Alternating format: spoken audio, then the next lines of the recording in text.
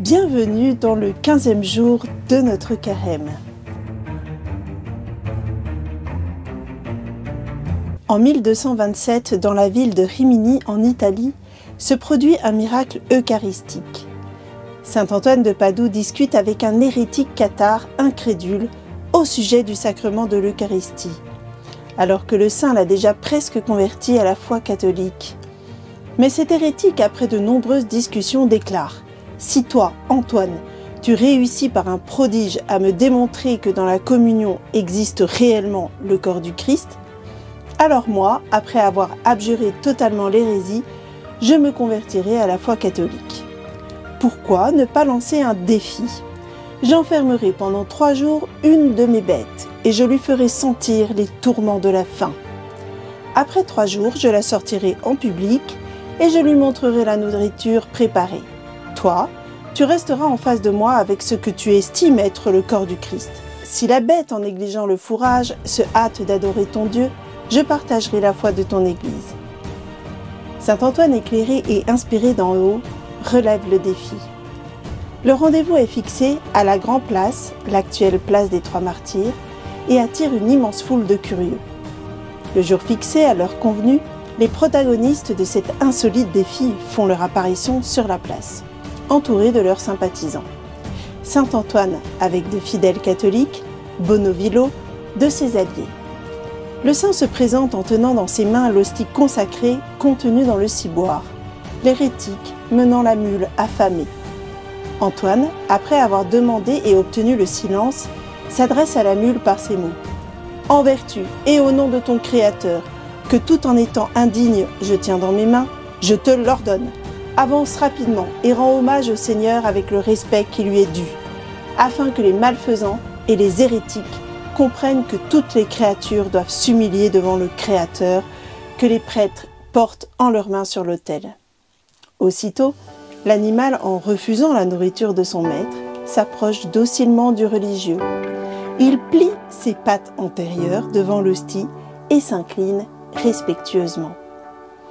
Antoine ne s'est pas trompé en jugeant la loyauté de son adversaire, qui se jette alors à ses pieds en confessant publiquement ses fautes. Il devient ce jour-là un des plus fervents coopérateurs du saint thaumaturge. À travers ce miracle, nous voyons que la création tout entière est sensible et loue son Créateur dans l'Eucharistie.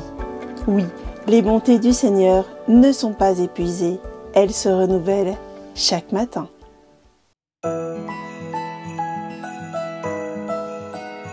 Carlo disait, quand nous nous mettons devant le soleil, nous bronzons. Lorsque nous nous mettons devant Jésus Eucharistie, nous devenons des saints. Nous avons donc bien compris que l'adoration, comme la messe, ce cœur à cœur avec Jésus, est nécessaire à notre âme, à notre vie, à notre sainteté. C'est notre besoin le plus essentiel. Et notre adoration, le monde tout entier l'attend pour son salut.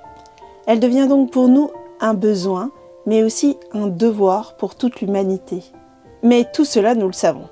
Pourtant, c'est une zone de combat. Nous savons que nous devons y aller, mais c'est intellectuel, c'est théorique. En pratique, c'est une autre affaire. Écoutons aujourd'hui l'homélie du saint Manuel González Garcia qui nous parle du tabernacle abandonné. Je me retrouvais être un prêtre dans une ville qui n'aimait pas Jésus et je devais l'aimer au nom de tous les habitants de cette ville.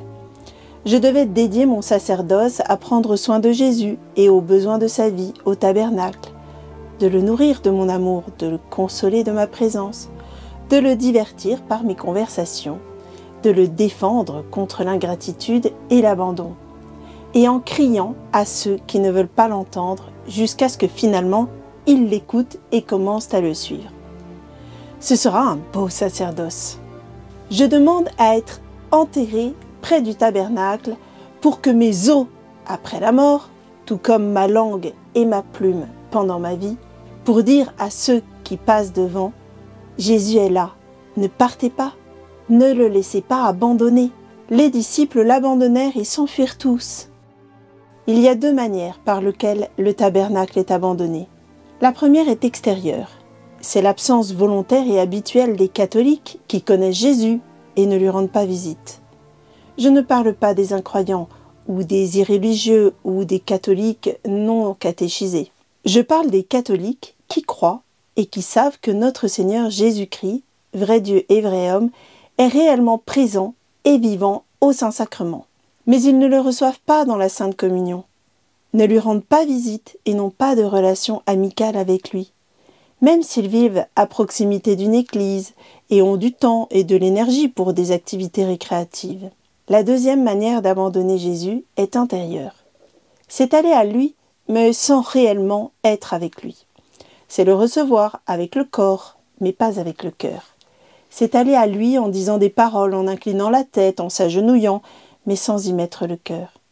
C'est quand nous ne parlons pas ou n'écoutons pas l'hôte qui nous rend visite. Combien de fois le maître devra répéter à certains communiants et visiteurs du Saint-Sacrement : « Ce peuple m'honore des lèvres, mais leur cœur est loin de moi. » L'abandon de l'Eucharistie prive ainsi les âmes et les sociétés de recevoir les flots de grâce céleste. Pour de nombreux chrétiens, l'idée qu'ils se font du tabernacle est celle-ci. Un endroit qui doit être grandement respecté, parce qu'il y demeure le Seigneur, majestueux et tout-puissant, mais son mouvement est silencieux. Ce n'est pas qu'il ne croit pas qu'il soit présent au tabernacle comme il est présent au ciel. Il croit assurément qu'il est présent, corps, âme et divinité. Et donc, avec les yeux qui voient, les oreilles qui entendent, les mains qui bougent et la bouche qui peut parler. Oui, ils ont foi en tout cela, mais c'est une foi qui reste dans la tête et qui ne descend pas au cœur. Et certainement pas au sens. C'est une voix qui est devenue stagnante, qui n'a pas été cultivée dans la vie de la personne et qui n'a pas la persuasion ou l'enthousiasme qui les pousse à agir à partir d'elle. Une foi non mise en action est ce qu'il y a de pire en ce qui concerne l'Eucharistie. C'est savoir qu'il est là, mais sans en avoir une conscience vive. Mais qui peut découvrir ce qui est dit et ce qui est fait en un endroit où on entend et on ne voit rien? Le Seigneur, dans le tabernacle, est tellement silencieux et immobile. Il semble qu'il ne demande rien d'autre que notre adoration silencieuse. Néanmoins, je puis vous dire qu'il n'y a aucun endroit sur la terre où l'activité est plus féconde qu'au pied du tabernacle. Je ne m'attends pas à ce que vous croyiez facilement mes paroles. Mais pour confirmer que ce que j'écris est une réalité et non une illusion, je propose ce petit questionnaire. Croyons-nous par la foi que notre Seigneur Jésus-Christ est entièrement présent dans l'hostie? Oui. S'il est entièrement là, n'est-il pas vrai qu'il a une bouche, des yeux, des mains et un cœur? Oui. Tandis que, à cause de nos limites, le sacrement demeure un mystère pour nous. Cependant, pouvons-nous croire que la vertu et la puissance de ses membres physiques et de ses facultés humaines sont empêchées d'agir? Non. Par conséquent, si Jésus-Christ a une bouche dans l'hostie sacrée, il peut parler à travers elle. S'il a des yeux, il peut voir. S'il a un cœur, il peut aimer. Est-ce que cela est vrai? Oui. La seule objection à cette doctrine est que nos yeux et oreilles physiques ne voient rien et n'entendent rien près du tabernacle. Nos sens sont si limités qu'ils ne peuvent aspirer à percevoir Jésus-Christ dans tous ses chemins, à moins qu'il choisisse de nous les révéler. Devrions-nous nier ce que Jésus dit ou fait, ou bien qu'il soit présent au tabernacle simplement parce que nos instruments de perception sont inadéquats? Mes chers amis, nous dit le saint, cela correspond à la grandeur de Jésus de parler si doucement et avec une délicatesse telle que nos oreilles si grossières ne le perçoivent pas toujours. Sa majesté se manifeste avec une beauté souveraine si délicate et douce que nos yeux grossiers ne le voient pas, à moins qu'ils le permettent. Jésus, qui vient dans le monde et passe à travers le sein de sa mère en le laissant intact, qui est transfiguré sur le mont Tabor, qui marche sur les eaux, qui meurt quand il le veut et qui ressuscite d'entre les morts, qui apparaît à Marie-Madeleine et à ses disciples, qui se laisse connaître comme il veut et à qui il veut, qui se rend à la maison de ses apôtres malgré les portes closes. Ce même Jésus qui contrôle l'espace, l'optique, l'acoustique, la vitesse et les propriétés de la matière et de l'intelligence humaine, n'est-il pas capable d'être au tabernacle et d'y parler sans demander la permission aux yeux et aux oreilles de l'homme? Oui, je le répète, en dépit de son silence et de son immobilité au tabernacle, Jésus-Christ parle et agit. Après avoir montré que le cœur de Jésus n'est pas silencieux ou inactif au tabernacle, une autre question peut nous venir à l'esprit.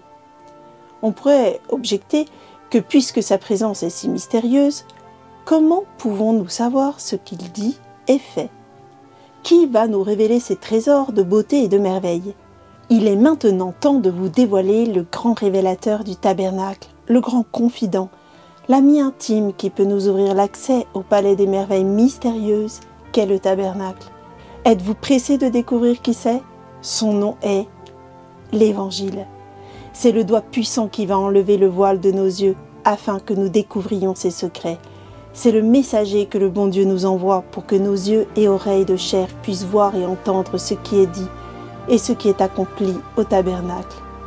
Par l'intermédiaire de l'Évangile, nous avons la douce assurance de pouvoir dire lorsque nous prions « C'est la manière dont a prié mon Maître, Jésus ». Et quand nous pardonnons une offense, c'est ainsi que mon Maître Jésus a pardonné. Quand nous manquons de nourriture et n'avons pas de toit pour dormir, c'est la manière dont mon Maître Jésus a vécu. Et quand nous rencontrons la croix, c'est ainsi que mon Maître a vécu et est mort. Bienheureuse assurance. Et ne pouvons-nous pas avoir la même certitude avec Jésus au tabernacle? Alors, chers amis, après avoir écouté ce saint homme, entendons-nous, nous aussi, Jésus qui nous appelle? Avons-nous le cœur de le laisser seul, de l'abandonner au tabernacle? Décidons-nous, allons passer ne serait-ce que quelques minutes à lui dire qu'on l'aime pour tous ceux qui ne l'aiment pas, et pour consoler son cœur. Aujourd'hui, vendredi, nous pouvons prendre un temps pour prier le chemin de croix. De nombreuses églises organisent des chemins de croix à différents horaires. Ainsi, nous pourrons être près de Jésus, dans son chemin, pour l'accompagner. Vous trouverez dans le mail une proposition de chemin de croix avec Carlo Acutis. Prière officielle pour obtenir des grâces par l'intercession de Carlo Acutis. Au nom du Père, du Fils et du Saint-Esprit. Amen. Ô Dieu notre Père, merci de nous avoir donné Carlo, modèle de vie pour les jeunes et messager d'amour pour tous. Vous l'avez fait tomber amoureux de votre Fils Jésus. Il a fait de l'Eucharistie son autoroute pour le ciel. Vous lui avez donné Marie comme une mère bien-aimée, et vous en avez fait, avec le rosaire, un chantre de sa tendresse. Acceptez sa prière pour nous. Regardez sur tous les pauvres qu'il a aimés et secourus. Moi aussi, par son intercession, je vous demande la grâce de la sainteté, et je vous confie aussi la sainteté du prêtre qui m'est confié. Faites en sorte que notre joie soit complète, en plaçant le bienheureux Carlo parmi les saints de votre sainte Église universelle, pour que son sourire brille à nouveau pour nous, à la gloire de votre nom. Amen. Au nom du Père, du Fils et du Saint-Esprit. Amen.